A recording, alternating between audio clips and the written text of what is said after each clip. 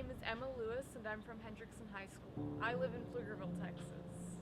I moved there from Austin in 2007, and when I was first born, actually, I moved to Texas from Iowa.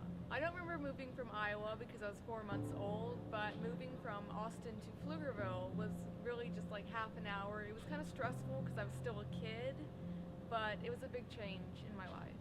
We didn't have any more money to pay the rent on our house, so we had to move out. And our grandmother, who had just lost our grandfather, bought us a big house in Pflugerville so we could all live together and not be homeless. I never actually knew that we were going to be homeless. I just knew that my mom cried a lot and my dad wasn't home a lot. So growing up, I guess I learned to be a bit more independent than other kids might have been.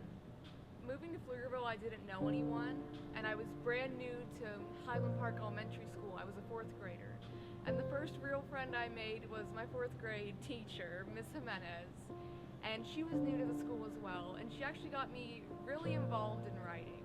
I would write essays for her, we had a writing camp, and I was always getting 4s, and she was so impressed with me, and that really just kind of not sparked my interest in writing, but really helped me continue with that passion and continue on to become a writer. 7th grade, we started writing poetry.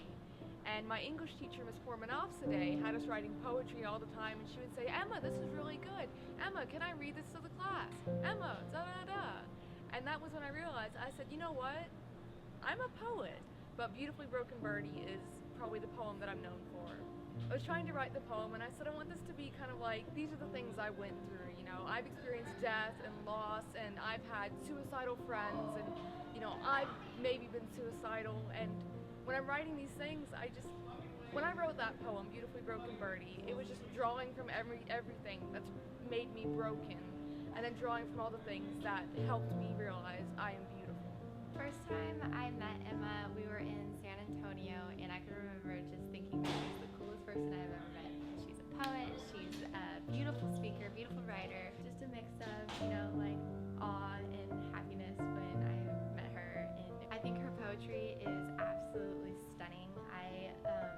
I've always been a writer as well, and I can't even compare myself to hers because she's just so powerful with what she says, and she really makes her readers and her viewers feel what she's feeling and get across what she wants to convey. And it's all around just truly beautiful.